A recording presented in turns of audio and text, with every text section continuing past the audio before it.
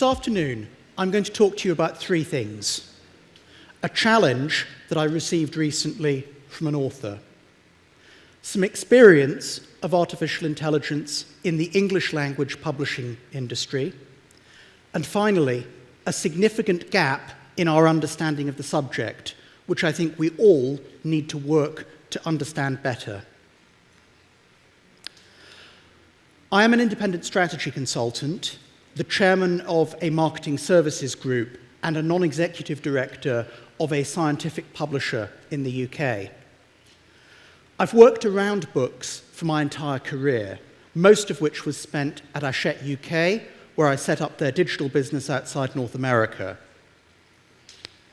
In 2020, I left Hachette to set up my own business, and in 2023, I was approached by the Independent Publishers Guild, which is the largest association of publishers in the UK. Some 650 members, ranging from very small one- or two-person companies to very large companies such as Bloomsbury and Sage. Every year, the IPG runs a survey of its members, and in early 2023, barely 6 months after the first release of ChatGPT, that survey identified that AI was the #1 topic of concern for CEOs in the industry. And I was asked to put together a training program which would deliver three things. First, to explain what is quite a technical subject to what is sometimes a slightly less technical audience. Secondly, to explore the serious issues around AI, particularly copyright, authenticity, and provenance. Since then, we can add sustainability and control of digital platforms to that list. And finally, without minimizing the importance of those issues, it was important to give publishers a practical way through this. It was not enough to talk, but publishers had to be enabled to do things with AI. So, I spent 6 months of 2023 talking to publishers, tech companies, venture investors, and people from related businesses, particularly the news media, which was very active in AI before many book publishers. The training was introduced in September of 2023, and since then, it has been delivered to delegates from more than 260 publishers in 14 countries. So what I hope it gives is an aggregate perspective on how publishers, particularly in the UK and the United States, are approaching AI. Let me start with the challenge.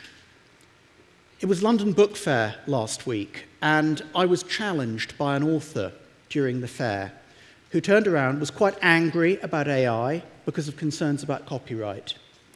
And this person said to me, "Give me one good example of where AI has actually benefited authors and publishers." And it's a very good question, because as an industry, at least in the English-speaking world, I don't think that we talk about our successes enough. And we should do, because AI is becoming really, really important. Something has gone very wrong with this slide, and I ask for your patience with it. I was going to say, let me just get all of the, yes, that's better. So we know that according to Publishers Weekly, over half of publishers were using AI last year, up from just under a quarter the year before. In the UK, 43% of the working population has used AI as part of their work. In the US, that figure is higher, nearly 60%. More significant is that in the UK, 2% of the working population is using AI on a daily basis, every single day of their working life. And again, in the United States, the figure is higher, nearly 7%. Here's an interesting challenge, though. Of the people that used AI in the workplace, more than 2/3 of them were not honest with their manager and were not honest with their colleagues. They used AI. They took the productivity benefit, and they kept quiet. And I think that's a real problem, because if managers do not really understand what's happening in their organization, we have the beginning of anarchy. What's worst is that that anarchy is perpetuated as well at an executive level. According to the Financial Times last year, fewer than half of executives in UK companies said that their organisation has clear policies and governance for the use of AI. This problem is going to get worse before it gets better, because the generation that is coming into the publishing workplace is completely habituated to the use of AI. 2 weeks ago, there was a new study published which showed that 92% of UK university students are using AI, and 8% are liars. 88% are using generative AI tools specifically. But only 36% of those people had any training at all in the appropriate use of AI. And yet these are the people who will be in our workforce in 1, 2, or 3 years' time. Finally, it is really important that we solve this problem, because the nature of AI has changed. The release of ChatGPT in November 2022 was a watershed moment because for the first time, there was an AI tool that the average person sitting in this room could go and use, and it was wonderful. But it still required a particular effort to go to that website, to register an account, to learn how to use the tool. Now, we don't need to make that special effort to use AI. It is built into almost every tool and service that we use on a daily basis. For us as publishers, it's built into Microsoft Office, Google Workspace, GitHub for any coders in the room, Adobe Creative Suite for any designers. It's bound in not just on an application level, but also into the operating system. If you're using Windows or have an iPhone, AI is there, and it's become very hard to avoid. And this brings me back to my author at London Book Fair, who wanted a case study and was unhappy. With all of this going on, why are publishers not talking about this? Well, most publishers in my experience are using AI, and some are using it very extensively. But relatively few talk about it publicly. Why is that?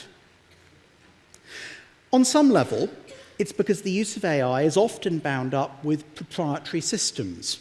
We don't necessarily want to show people how the sausage is being made.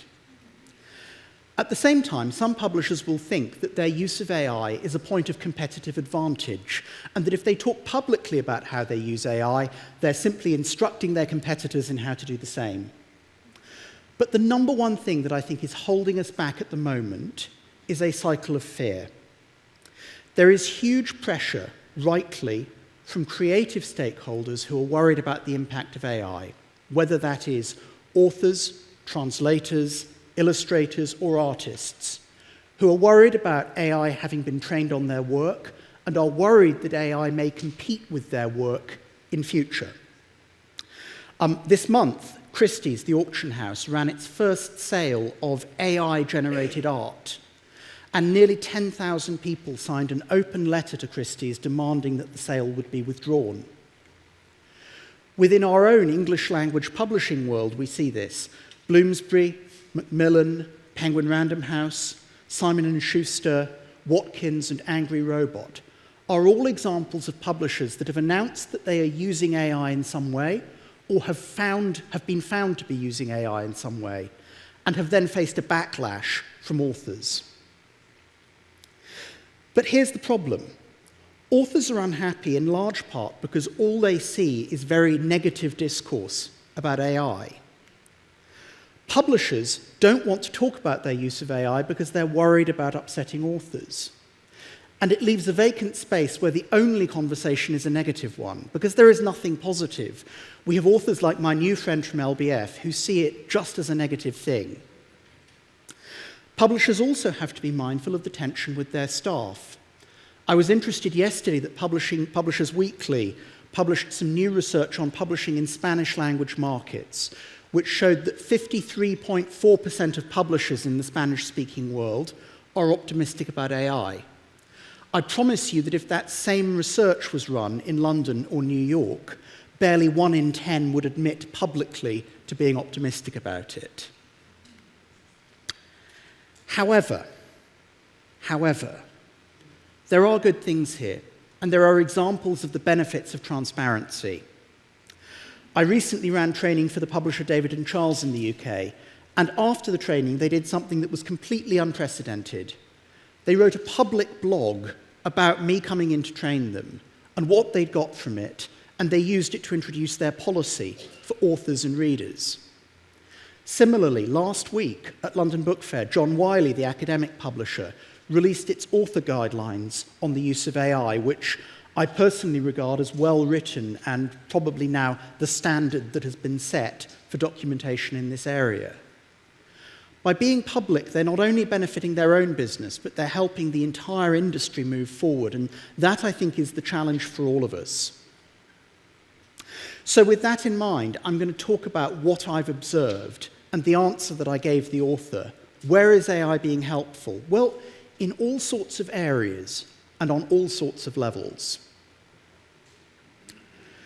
First of all, let's recognize that there are many different levels of AI usage. I think that there are three basic levels that I see in everyday use. The first is taking a single discrete task or process and either replacing it or augmenting it with the output of a large language model or integrated software. This kind of AI use allows fast experimentation. With a secure system, it is relatively low risk, and it's easy to get started. The reality is that practically every publisher I work with is at this level already, even if they do not know it. Because if the senior management are not encouraging this, individual staff members are using AI as a way of saving time. Reflect on that statistic. 67% of workers did not tell their colleagues that they used AI. So the level of usage is greater than any of us realize. The next level up is, rather than using a general purpose large language model, using a specialist product or tool of some sort.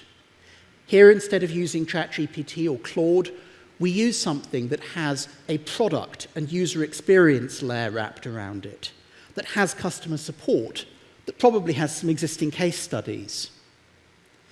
Here, the challenge is not experimentation, but procurement. The idea of identifying the right product, buying it at an appropriate cost, and deploying it within the business. I'll talk about some case studies in a few moments, but across every area of the business, we see that now. And the third level is the most ambitious. This is where we take AI and integrate it into something that is absolutely fundamental to us. This might be a corporate system, our ERP system, our bibliographic software. It could even be the product that we offer. For example, the education publisher Pearson, creating AI quizzes and material alongside its science textbooks. It might be my colleagues at Burley Dodd Science, who have created an internal AI model trained on our content catalogue, which can answer questions from users. Relatively few publishers have reached this third level, at least in the English-speaking world. But the interesting point I want to leave you with here is that cost and size are not a barrier to doing this. Burley Dodds is a small business that employs half a dozen people and has a turnover of less than €2 million, and yet it's been able to develop its own AI model. There's no excuse for anyone who wants to do similar not to do it. With those levels of AI use in mind, I think it's also interesting to think about the strategy for AI within an organization. And the answer here is that there is no single AI strategy that is suitable for all publishers.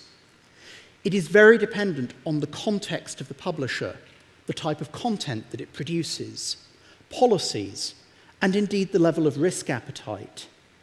I have seen superficially very similar publishers with a similar size and nature of publishing and maturity who take completely different views on this subject. It just comes down to how entrepreneurial they are and how much risk they're willing to accept. Interestingly, there is a very different experience according to the size of business.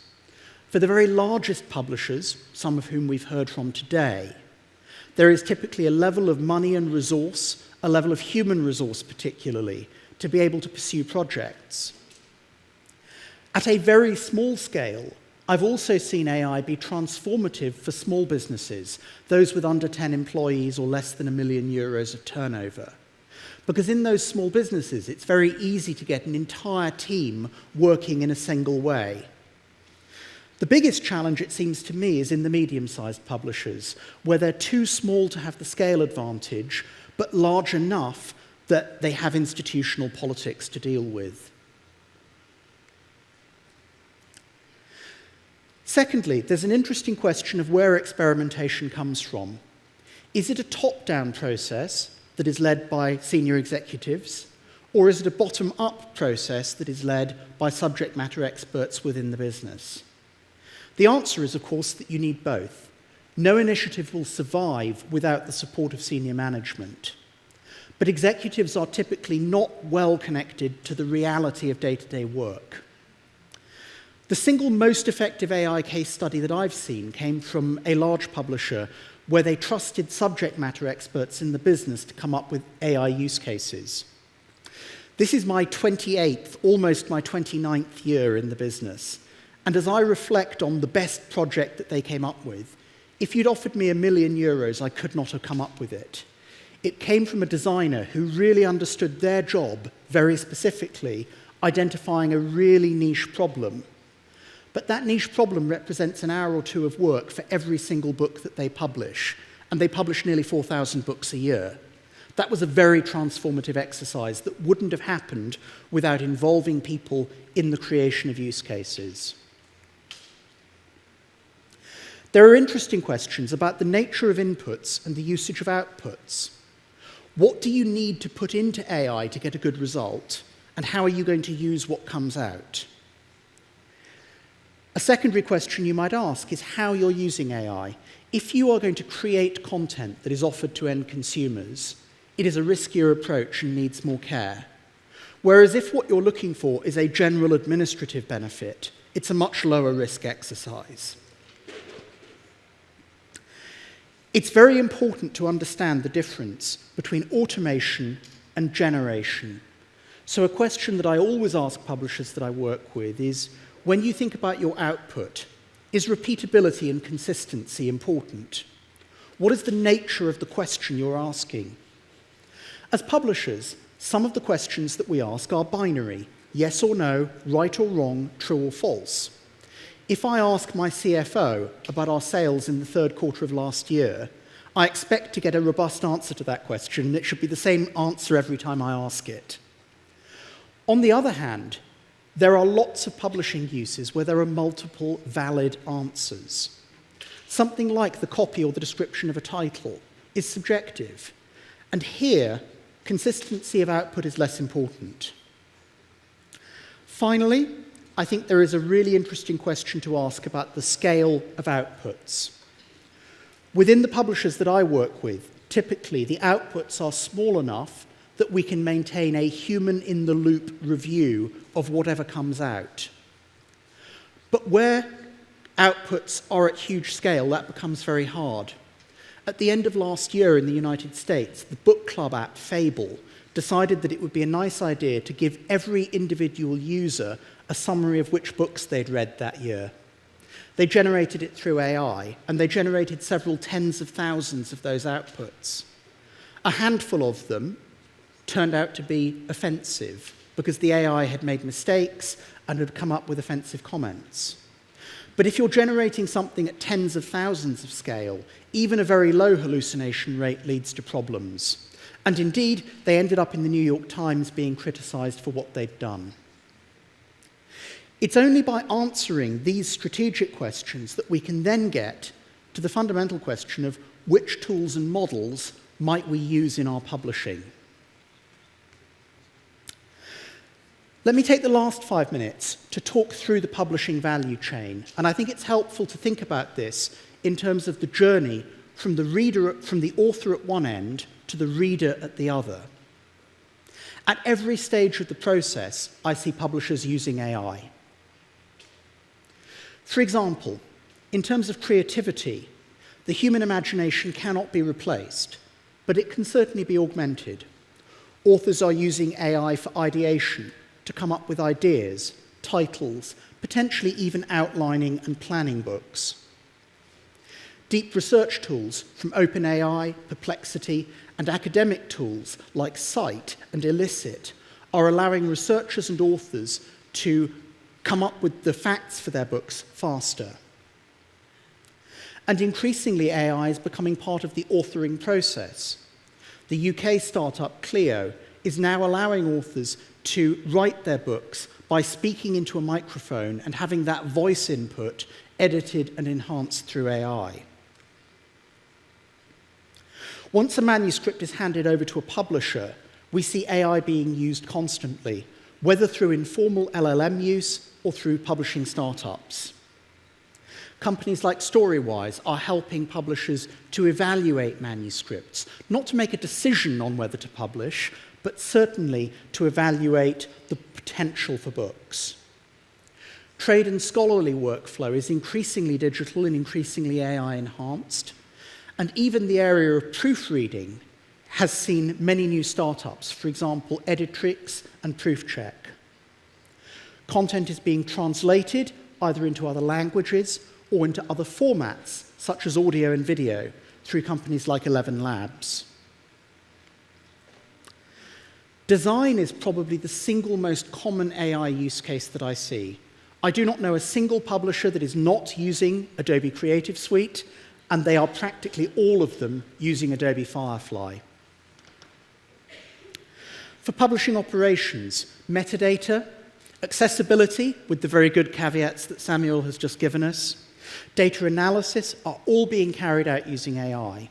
And one of the things that I'm most excited about for this year is the prospect of AI agents being used to retrieve data from online portals. Never having to log into Amazon Vendor Central again would be a significant benefit. For sales and marketing, my excellent colleague Nadim is going to talk to you later, but his company Shimmer is doing work on marketing planning, automating the process. Marketing assets are being created, and sales materials for customers. In terms of distribution, we see AI being used throughout the distribution process to curate and recommend titles, particularly as we deal with an abundance of content as AI makes authoring easier. Marketing messages are becoming more personalized. When I started in marketing, we were sending marketing messages to a single email list of several tens of thousands of people. Then we started dealing with segments of 1,000 or 2,000. Now a marketing message could genuinely be to an individual user. And finally, we come to the most important person in this process, the reader. This has some resonances with things said this morning, but the way that readers use AI is, I think, the most important part of this process and the one that we understand least. Where it's controlled by the publisher, where Pearson puts AI into a textbook, or where Burley Dodds makes a model available to scientific researchers, we can track it, we can see the metrics, and we can understand the use. But I'm more interested in what happens when the reader takes charge. Jorge, in his presentation this morning, referred to his 15-year-old using AI for homework. I have had exactly the same experience with my 16-year-old, taking photographs of calculus problems and asking ChatGPT to break them down into stages and explain them to her. Nadim and I were talking earlier about a startup that allows people to have a conversation with a book and ask questions of it. And the American researcher Stephen Johnson has talked a lot about putting his own work into AI models to allow consumers to interact with it. Some of this may be publisher-sponsored, but most is not. And if, as an industry, we do any behavioral research into our readers this year, I think it must be understanding how they use AI. Because without it, we're making decisions with a very imperfect understanding. That brings me to the end. I would like to thank all of you for your attention and thank Luis and Arantxa and their colleagues for inviting me to speak here. It's been an absolutely fantastic event. If you have questions afterwards, my email address is on the slide, and I'd be very glad if you connected with me on LinkedIn. Finally, forgive an advertisement, but I publish a free weekly email newsletter every Friday on developments in AI and publishing. And if you would be interested, you can sign up at the URL on the screen. There. I have 10 seconds to spare. Thank you all very much indeed, and enjoy the rest of the day.